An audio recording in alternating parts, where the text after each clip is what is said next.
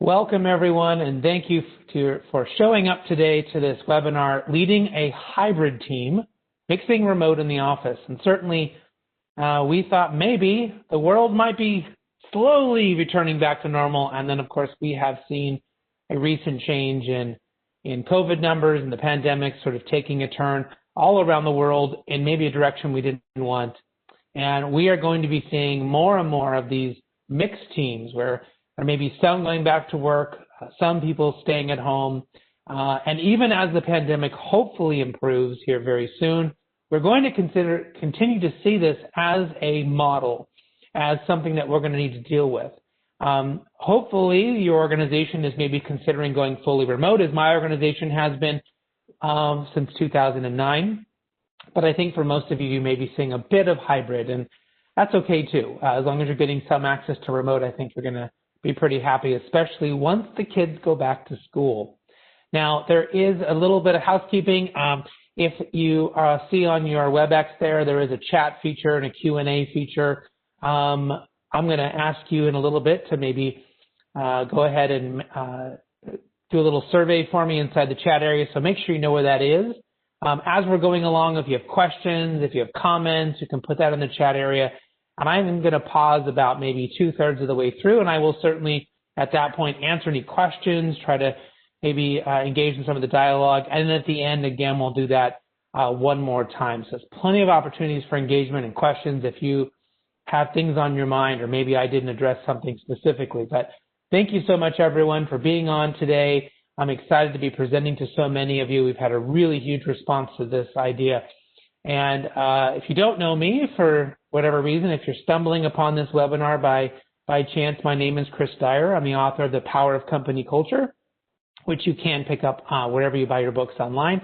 And my good friend and I, Kim Shepard, are about to send in our last bit of wording, our last couple sentences for our new book, Remote Work, which will be out next year. It is available for pre-sale on the Kogan Page website or Amazon. But there'll be more information coming out about that later, but that is coming down the pipeline. So let's go ahead and dive into it. Really everything that we talk about and all these free webinars that I put on every month are driven out of this idea that company culture and great company culture is the most important thing we can be doing inside of our organizations, from the human part of it, to make sure that we are successful, we are profitable, we have high performance, high productivity. And these are the things that really are important: transparency, positivity, measurement, uniqueness, recognition, listening, and how we deal with mistakes. If your organization is struggling there in any one of those areas or multiple areas, I highly suggest that you dive in and think about how you can make those things better. And if you need a little extra help, well, there's lots in the book. And we're going to talk about some of these things today inside of this webinar. But we are, of course, going to put on that lens of remote work and our remote teams. Now, I've had the privilege of working with a lot of these organizations here this year. I think I've done 70+ engagements now around remote work and culture. So many fantastic organizations have recognized that remote work and culture are important and are going to be a cornerstone of their strategy going forward. And I've been able to do quite a bit of work with them, and I certainly would love to help your organization if you're looking for that in the future. I've been able to spread the word of culture around in many different places, and I really love doing it. It's sort of a real passion for me to talk about culture, to talk about these things wherever we can, because improving the work experience for your people, for your organization, is really my mission. Now, my organization, People G2, is the one putting on this webinar today, so thank you to them. Thank you to People G2 and all that they do around background checks and helping people hire in a better way. But the reason I bring them up, more than just thanking them for being the sponsor today, is to share a little bit about our background. That we started in 2001, and we muddled along, and we were fine, and we're probably like any other organization. And it wasn't until 2009 that we made the choice to not only go remote, but to significantly focus on our culture as the #1 priority for our organization. And it was at that point that we started seeing a difference. It was that point that we began to evolve as an organization and began to see awards for best places to work. We became a fastest growing company, now 5 times with Inc. And so that was something that, rapid growth, rapid, keeping our best people, being a best place to work, and then being recognized on all these different publications. So if you're looking to make a change to your organization for any number of reasons, focusing on culture, I think, is the best place to do that. Now, here's your opportunity to participate today. I would love to know from all of you. You can throw your answer in the chat. What are you thinking about? What's in your mind? Are you looking forward to returning to the office? If tomorrow you're asked to go back to the office, how do you feel about that? Throw that up in the chat right now, or even in the Q&A. Like I've seen some in the Q&A. Some people are saying they're good. But go ahead. I'd love to hear what your thoughts are on going back to the office right now.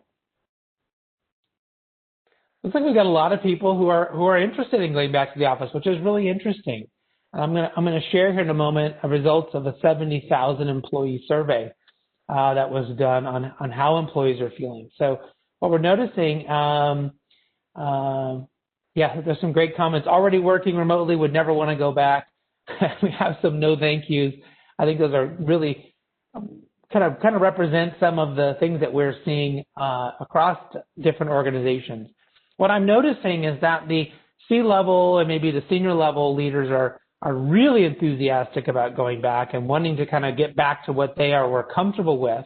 But what we're seeing is that employees in general don't share the same sort of thing. So there's lots to think about with public health, lots to think about how we do this. And really the survey that we're seeing is that about 29% of the people said that yes, they would like to go back. About 39%, the largest group, said a little bit of both. So the hybrid, what we're going to talk about today, this hybrid model was interesting to them, both because they're maybe not around quite so many people, so maybe they get a little bit of their office fixed, but also get a little bit of the benefit of remote. And 32% said no way, remote only. Now, if you combine a little bit of both with the no way, remote only group, you're looking at almost 70% or so, approximately, of the people that are saying they want some or all remote work. That's a really important point. If you are a leader, if you have if you're managing people, if you're an HR, if you're a senior level person, whatever, and you have some bit of influence here on what's going to happen to your people in the next 6 to 12 months, remote work is a part of what they want. There are some people that only want to work with other people. There are some jobs where maybe that really has to be done together, right? But I think for most people who are in positions where that's not mandatory, they really want to mix or they want it all in remote. So we need to think about how can we be better and how can we position our companies to deliver remote work in the right way that is going to be advantageous for them, for you as leaders, and also for your organization to continue to be successful. And of course, delivering results for our clients, right, and being able to have great relationships with our partners and our vendors and everybody else. So I often talk about these, what different types of remote styles that we might have. And we've talked about the digital nomad in the past. These are the people who are out working remotely without an office ever. They sort of just float around, right, wherever the wind takes them. I think this is not really what we're going to talk about today. That is one type of remote, but that tends to be one person or maybe a small group of people. That's not really what we're talking about in a hybrid model. We have the work from home people. That's my organization. That's a lot of what we're all doing right now, and I think that represents the largest group of work from home people, especially as it relates to this presentation today. Now, we do have the part-time side hustle people. That's your DoorDashers, your Uber drivers, your freelancers, all sorts of different types of people that are maybe doing this on the side. And then we have the on-site, in the field people, and this is the biggest group that we never think about. Your office, your repair people, anyone delivering sort of a service inside someone's home or a business. They're technically remote. They're not working in a single office all the time. But the new one I'm adding to this list is hybrid. So hybrid is now a new remote type, meaning you're doing it part-time and part-time not. And that is going to shift a little bit the approach that we need to give those types of people. So leading a hybrid team, mixing remote and the office, how do we do it? And what are going to be the best practices that we need to think about to be successful? Well, the first thing is we need to go back. Let's back up for a second, and let's be reminded of Daniel Pink's work and talk about autonomy, mastery, and purpose. These things are so important in any work environment, but they become magnified in a remote setting, and I think they become magnified, of course, in a hybrid setting. So people need the autonomy to do their work when and how and where they want to do it. There's obviously limitations on that for some jobs and some positions, for some companies, but as much autonomy as you can give people, the better they respond, the better sort of work product you get, and allowing them to kind of maneuver what's happening in their lives. And I'm going to talk about that later on in this presentation on how that works with different types of people that we've identified. A lot of big organizations have begun to identify people in a different way. Now, mastery is this idea of how do we learn something, how do we get really good at something.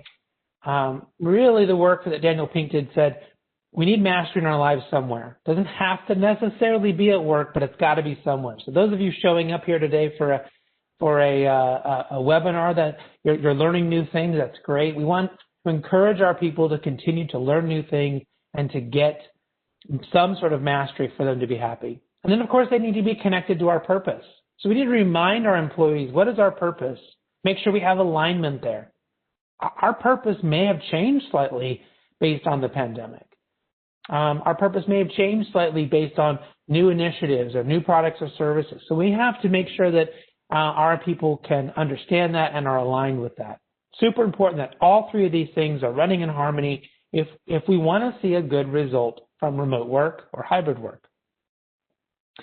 The big takeaway, and this will be I'm going to give you lots of technical things coming up, but the biggest, largest strategic lesson that we have seen learned so far in anyone doing hybrid work at any sort of scale is that hybrid work is essentially still remote work, meaning you cannot have people in an office. Let's say you have 5 people in an office at a time and 25 people that are working remotely, and there's some bit of rotating going on. Or maybe there's just 5 that work in the office for right now and everyone else is staying home. You cannot allow those 5 people to operate in a vacuum there together and not be communicating with everybody else. In fact, what we're seeing is that what they're doing is treating themselves all as remote. So even though the 5 people are together in the office, they're still all getting on a Zoom call with other people or Teams or whatever system you're using. They're getting on with them through video conferencing, even though they might be 5 feet away from one of those video participants. Well, hopefully they're 6 feet, right? So even if they're in the same building. So what we're doing is replicating the remote environment, even if there's going to be some people inside of an office and they may have some other things they can do, or projects or things, work that they can do together in an office. But we need to take the approach as if we are all 100% remote. So that's really, really going to be important that we don't allow those people who are in the office to sort of break away and have separate communication styles and suddenly make the rest of the people outside the office feel disconnected from everything else. So what should we do? What are some of the tactical things that we can begin to do? These are strategies that I have been working with organizations with. We've seen high success in them doing this. This is highly successful in my organization when we do these things. So these are some of the best tips that I really want you to think about doing. And if you have a question, if you have a comment, make sure you're throwing those in there. I'd love to see them and see what you think. We can certainly address any comments or questions that you have. First thing to do is to ditch the annual survey. There is far too much going on. There's far too much change. You cannot wait for an annual survey to get feedback from your people. What I suggest you do is do a 1-question weekly survey. Now, if you have a small company, you can do that company-wide. If you're in a large organization, you might want to do that question just to your team or to a division or a group. Obviously, we can't do a 1-question survey to 5,000 people and then try to digest that. So whatever that group size is, 20 or 30 people maximum, you want to go and ask them one question. That could be, what's your biggest struggle right now? What's working? Who's really, your hero right now? What do you wish you had that you don't have that could help you do great work? Whatever that one question is, and you as a leader can then really digest that information and get just incredible insights by asking one question. Also, because it's only one question, I see high response rates in the 90, 95 percentile from people, which is far higher than most annual surveys. So if you asked one question every week, took a couple weeks off for holidays, you could get as many as 48 questions answered in a year. And you can get really, really good types of things, back to you as a leader and make very quick changes to help them. If you suddenly heard that everyone is stressed out and they need a break, you could do something about it. If you heard that everyone's having a problem with bandwidth, you could do something about it. So these are really important ways to do that. I want to make sure that we are putting in good measurement. Remember the pillars that I talked about. Measurement is one of those pillars. We want to judge people on their impact right now. It's pretty hard to judge them on some of the other things that we were using in traditional work pre-COVID, pre-pandemic. So really think about how we can judge them on impact. Maybe go back to your people and renegotiate what is going to be, how you're going to measure them in the next 3 months, 6 months, or a year, because it's obviously changed. People want to make sure that they have a good set of the KPIs, that they understand what's expected of them. And we may not have a really great grasp on that right now because things keep changing so much. Don't be afraid to go back and talk about this over and over and over. Even if you've got to keep changing it because things change. Make sure we're all aligned on measuring what matters. Remember to celebrate wins. I've heard a lot of people say, we're a traditional company. We don't do remote work, but here we are remote all the time. And we realized that we were not saying thank you. We weren't celebrating. That was something we did very easily in an office. We'd bring everyone in the boardroom or at lunch, or we'd bring in pizza, and we'd say, wow, we landed this great account, or Tom did this great thing, and Susie did that great thing. But we're not doing that because we're remote. So think about where you're going to do that. And in the hybrid model, you can't have those 5 people that I mentioned all high-fiving around the break room that something good happened and we were ignoring the other 25.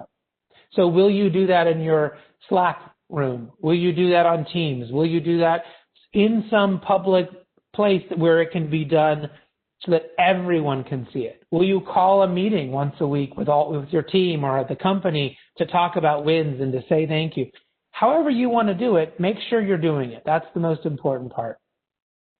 Next, let's talk about how work is going to be different. Here we know that there has been a reversal. We've seen more restrictions across the world. Do you need to have a new conversation about how things are going to be different? How will hybrid work? And if you've picked up anything from this presentation and you want to digest it and talk about it with your team, go back and have that conversation. Work keeps changing on us thanks to 2020.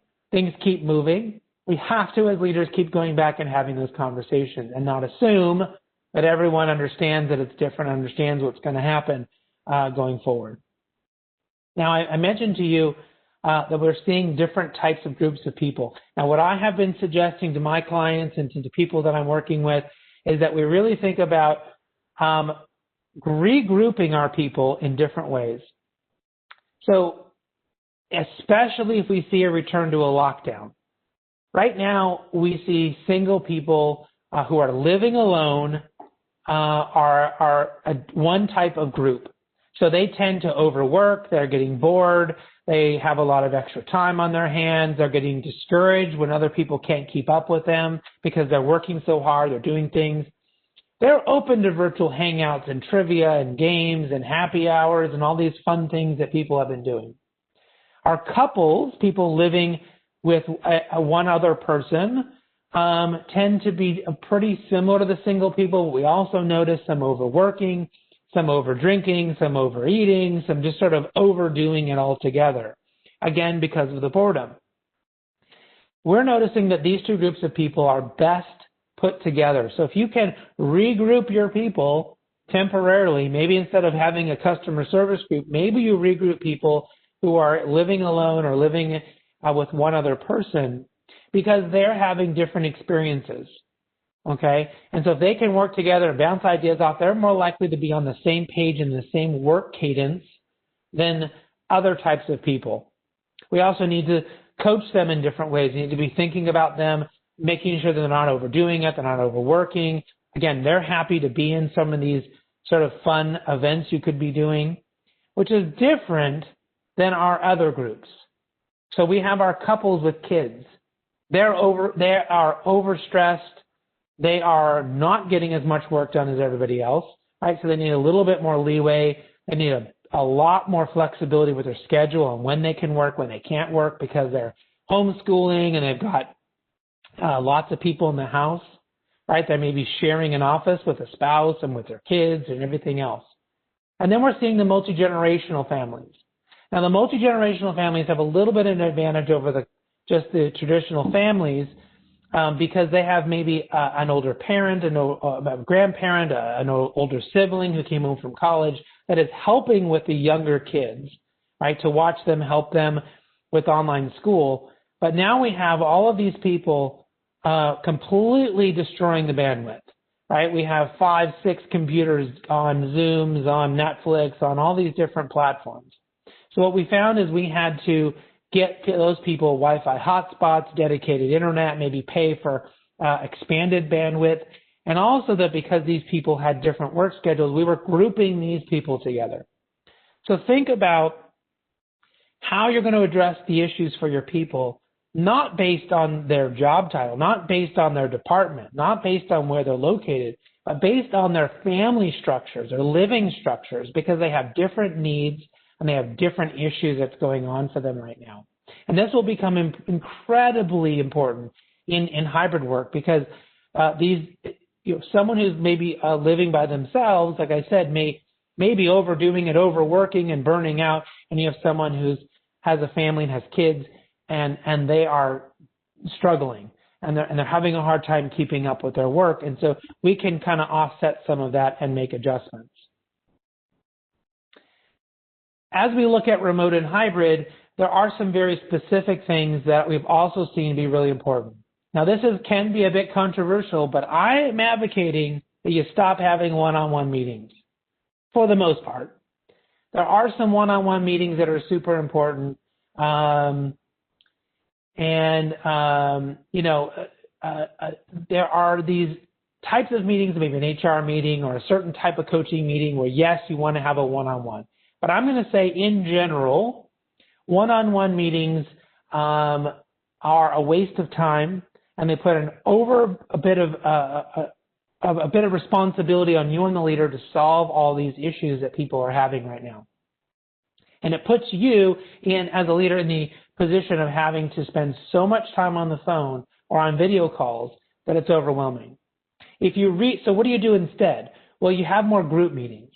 Again, if you have this group of people that are similar, we can put them on a meeting and we can talk about what's going on in our lives. We can talk about things and come up with strategies together. If you had one 1-hour call with a group of 5 people, how much more effective is that than having 5 1-hour calls with each of those people? Number one, it's less time. It's less taxing on you and them. And it's also more likely that we're going to get better solutions as a group, right? And the group can help us come up with better ideas. So this power of teams and groups can do far more for us than just all these one-on-ones. So think about trying to push down and eliminate as many one-on-ones as you can and retool these things into group sessions and group meetings because we can get much better outcomes. Stop having long meetings on videos. I've seen so many people that are getting overworked and overtaxed and exhausted because they're on hour after hour after hour of these video calls. It's not needed. Cut your videos down, cut your meetings down. You don't have to do all meetings on video. It's great to have video and it's really important, but not everything has to be on video. There's so much going on as we're watching people, watching ourselves in the video chat that it's another part of our brain that's being overworked. So we really want to curate our meetings. Now, at my company, we do a lot of different meeting types. We have little funny meeting names, and I'm not going into those today. You can watch some of my past webinars on that. You can go to chrisdyer.com and look up webinars, and they're all listed there, and you can look up some of the last ones for on remote work if you want to see the different meeting types. But we have 15-minute meetings and 30-minute meetings and hour meetings. But those give us an idea of what's expected and what we're supposed to do. But inside of all those meetings, we always start on time. So no meetings do not start late. That is a big, big issue for a lot of people. They show up and it's 5, it's 10 minutes late. We're waiting on people. We're trying to, where did John go? Where's he at? Man, you start those meetings on time. It's a really, really a huge boost to morale for people. We also want to always end early. We want to make sure we're being cognizant of Parkinson's law, which says if you set an amount of time to do something, it tends to take you that amount of time to do it. So we want to always have a goal to end early. Squish things down. If you have a meeting for 30 minutes, could you get it done in 15? Right? If you have a 15-minute meeting, can we end sooner than that? That pressure and that goal, man, that just opens up so much extra time and bandwidth for everybody. And make sure there's no agenda, there's no meeting. In fact, I always suggest you decline any meeting request that you get. If there's an agenda in that meeting request and you don't know what's going to be talked about and you don't know what's going to happen, do not go.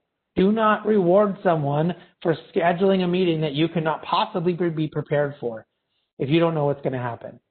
Really make that a source of pride in your organization that we will not meet if we do not have an agenda. Now, it's okay to have a single agenda item. Some of those 15-minute meetings could be, we're going to talk about this, and we only talk about that. We don't add other things to that. All right, so I want to pause here for just a moment. I have some more slides to kind of get into some deeper issues on hybrid work.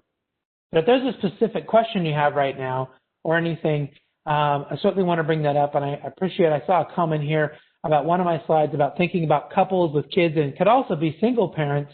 And you're absolutely right, Julie. I'm going to make that update to the presentation. You're absolutely right. I want to make sure we're representing all the different groups there. So I appreciate that feedback. If anyone else has any other questions about hybrid work or remote work that you're thinking about, go ahead and start throwing those in there. Otherwise, I'll kind of keep pushing through here, and we'll continue to answer those questions as they come in. So the first thing that I want you to make sure you're doing is thinking about asking people what is working. I have found to be the biggest sort of reward in asking your people and really using our positive psychology, our positive leadership skills here to say not what's wrong or what's broken, but what's working for you. And you may find that you're getting a lot of feedback on how they're working remotely, the flexibility they're having.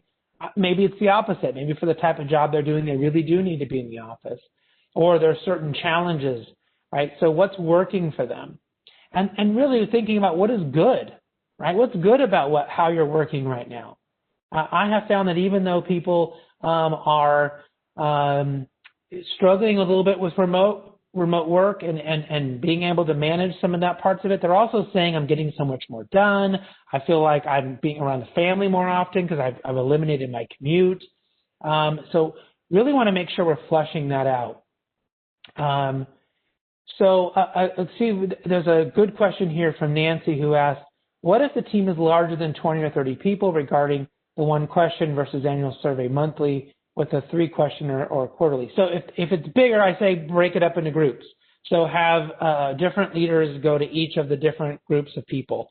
So just put each leader in charge of a smaller group, and then those leaders can share their responses amongst each other to find patterns. We just don't want to have one person trying to interpret results for more than maybe 30 or 35 people. I hope that makes sense. All right, some of the other things that we can do as leaders that will really help inside of hybrid work and remote work is to create signposts. And what do I mean by that? Well, what I hear a lot from some of my old school leaders, from some of my curmudgeons who really want to have everyone in the office, is they say, well, when we meet, it's so much better. We're all in a conference room. And I say, well, why is that? And ultimately what we figure out is that they use those meetings and the physical gatherings as signposts for their people. Meaning, if we're in a conference room and there's a whiteboard and we have a pen to write on, it's time to brainstorm. That's when we're supposed to do that, or that's when we're supposed to meet and focus. When we have a pizza party, that's a time for us to celebrate. That's the time for us to say thank you, right? Those are natural signposts. When we go back and work remotely or in hybrid work, if we do not recreate those signposts for people, we lose out on what was good about meeting together. But we don't have to be together to have that same type of experience. So we want to create signposts on when do we check in? When are we supposed to check in? Now that might be in a traditional office as people come in, or maybe we check in when we go get that 10 a.m. coffee, right? Instead, in remote work, we want to schedule that. So are we going to have a daily stand-up for 15 minutes with our team? Are we going to have a daily, a regular team check-in? Are we going to have a debrief meeting on every project? When do we check in? That has to be defined and consistent. When do we collaborate?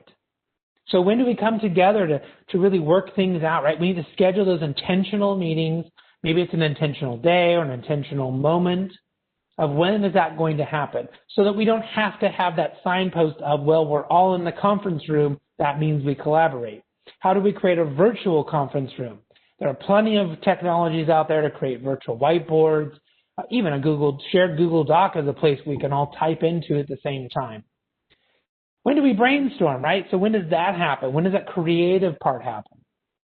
So you as a leader can create these meetings. You can give them funny names. You can give them specific moments in time so that people know when and where to do that. Also, when do we blow off steam, right? It's really easy to do that in person.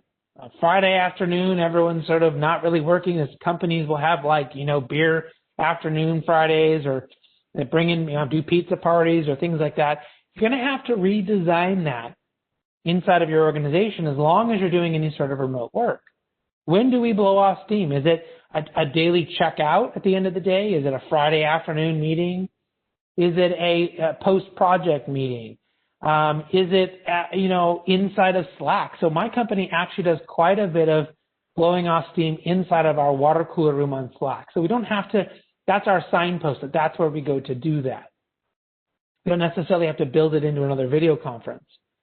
So what's important is just that you have created that space and communicated to people that is where you need to do that. Now, you might need to designate a few people to say, hey, I really want this to happen in this way. Can you help me by really reinforcing that, by being really excited about that, by making sure other people know about that? And then you'll notice sort of that snowball effect. And then whatever else you want to do, when do we fill in the blank? Whatever is important that you think needs to happen in your organization, or do you think, well, I really like when we do this thing in person, well, how do you recreate that in this hybrid model? Super important that you create these signposts so people know when it's time to do that thing you want them to do. And let's make sure we're also have understanding. So in any side of remote or hybrid work is that always that challenge that those people who are working in the office, especially if the leader is there, the team leader or the divisional leader is there, that there's understanding across everyone in the organization or anyone across that group of people that are working. So how do we do that? We want to make sure that we're repeating key information. So if something is discussed in any meeting, whether it's in person or virtual, where do you document that? Where do you communicate that? Where do you reapply that? Is it in a summary? Is it in Slack? Is it in a sort of threading system? Is, where you guys keep company information? How do we repeat the information that's key so people know? Can we make sure that we are validating things 3 or more times? I've talked about in previous webinars this idea of 3+. We need to make sure we're validating with people. If it's something we needed to know, that we're saying it 3 times. If it's something that we think we're hearing from them, that we repeat it back to them 3 times to make sure they feel heard. We need to make sure we're over-validating things. We can't not take it for granted that they heard us or we heard them. We want to make sure that that's happening over and over again inside of that system. We want to continue to ask questions for clarity, like that one question survey, but inside of our meetings, we want to ask more good questions for clarity. where are we struggling right now?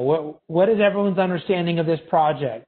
Has everyone been briefed about this? Have any meetings occurred since the last team meeting about this topic? To flush out, have there been side meetings and sidebars that maybe the overall group doesn't know about, to make sure we bring information back up to the surface? And then ask the other party to summarize it back. I love doing this inside of a group meeting. You pick someone, hey Jason, could you give me a good summary of what you're hearing here? You know, if someone was only paying attention half the time, what is it you really hope they would get out of this? What do you think they would hear? What should they know? And you'll find that there's some disagreement there. People don't necessarily agree, and you can get a good conversation about what's really important coming out of this. What's really important about the information we need to know or that we should have learned. A great one to do is, pick up on that Friday meeting you talked about, that checkout meeting, and say, what is it that you hope that everyone would have learned this week? What is it you would hope that everyone heard or everyone knew or everyone, was able to really grab onto that happened internally with our clients, with our vendors, with our partners, whatever that thing may be, and make sure that everyone's on the same page. We really rely heavily on Slack and our team rooms to document this and to put this information in thread, almost like Quora or Reddit, right? So people can come in, if they're working asynchronously, they can come in and read that and pick up on bits of information. So we do some of this on video or on phone verbally to reinforce, but we're really doing this in a large scale through our written communication by documenting these things, because we know we all can't be on the call all the time, all in one place. So think about how you're going to do that. Now, that's about it. I'm going to open this up for questions here. I did want to make sure you all know I have a complete remote course, how to have a remote team, a remote organization. It's like 72 videos, short videos on how to do it from everything that I've ever learned. There's a discount code, CD50. So if you go to my website and you use that discount code, you will get 50% off of the listed price there. So if you or anyone else you know is interested in that, thank you again to PeopleG2 for hosting this webinar. And if you have any other questions, now's the time to throw it in there. I would love to answer any questions you have. If you are shy and you don't want to ask a question in forum, that's okay. You can always send me a question, chris@chrisdyer.com. Also, my website, there is a text number. You can also text me anytime with questions you have about remote work. That's also a resource for you there. But I don't see any other questions. We'll wait just a moment here. It can take everyone just a moment to type in some things. Looks like, question is what type of meetings do you host? So we have things like cockroach meetings, which are 15 minutes or less, ostrich, which is a one problem. We have ostrich meetings, which are help me learn something, help me get my head out of the sand, 15 minutes or less. Tiger team meetings, which are larger meetings for an hour, or large topics, a big agenda type meetings. And then we have tsunami planning meetings, which are what would happen if, so we're sort of thinking about future type things. Another question is how would you handle a conflict remotely? Two leaders get clinched badly, for example, and they need to turn them back on track. So this is a great time to bring them together, and if you think they can handle that at that point, and to maybe ask each person what they think the other person is upset about. If you do any sort of personality tests, I love DISC and things like that, it's really cool to send them each other's DISC profile and ask them to read through it, and then to tell you what they think they might be doing wrong with the other person. Often in those type of DISC assessments, it'll say that person really doesn't like this or really likes this, and you can find pretty quickly the disconnect. But it's important to have them at some point in a video meeting together where they can see each other and they can read body language, and we need to work through, I'm sure that many of you have quite a bit of training on conflict resolution and how to deal with that, but I really think getting people to talk and understand that way can really be a good step.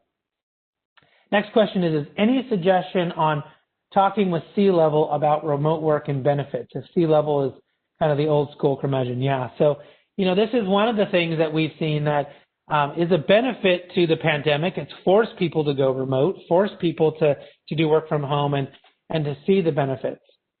Often if that C-level leader doesn't see the benefits for them and they don't see it, you need to really go back and survey and to talk to your people and to really get a big sense of data about what is happening. Now, that survey I mentioned earlier today at digital.com did on like 70,000 people, on whether they want to go back.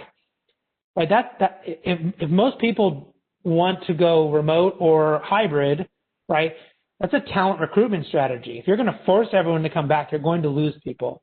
If your people are telling you that they feel so much better, that they're so much happier not commuting all the time, you're going to have to talk to about what are all the benefits to your people. If your senior level person is unsure because, again, they are using those old signposts, you need to ask them what it is they liked about the traditional work. What is it that they missed? What is it that they're kind of missing or hoping for? And see if you can recreate that virtually right now while it's happening to get them to help them see the benefits. So it's going to take that conversation. It may end up taking someone getting sick or losing a really top person for your C-level person to really, really finally go with it. We are kind of fighting some old school stuff. I've jokingly said there was probably a whole lot of people that enjoyed riding a horse that said it was more comfortable on a saddle than it was sitting in a car when we first started having cars, right? Because I'm sure the roads were bumpy and dirt roads, but at some point we got paved roads. At some point we ironed out that process, and riding a horse seemed ridiculous when you could ride in a car somewhere so much faster and easier. So, this process of remote work and hybrid work is the future. And as we work out these kinks and as we get better at it, it's going to continue to be that place of really an advantage, or even just keeping up with everyone else in our industry. So, all right, it looks like all the questions. I'll leave it here for 10 more seconds in case we have another one. This presentation will be sent to you if you obviously you signed up, you're on here, along with the PowerPoint. If for some reason you don't see it in your email next week, feel free to reach out. We are sending it out, the recording of this, the video recording, and of course, the PowerPoint as well. So thank you all so much for being on today. I see a lot of people from all around the world that are on very, very late or very, very early in the morning. So appreciate the support, and I hope this is valuable to you and that you will share this with your community, with your network, and your organizations at large. Have a wonderful and safe rest of your week. For my American viewers, be safe over Thanksgiving. Please take all your precautions. We want everyone to be healthy and safe. Thank you so much, everyone, and see you next time.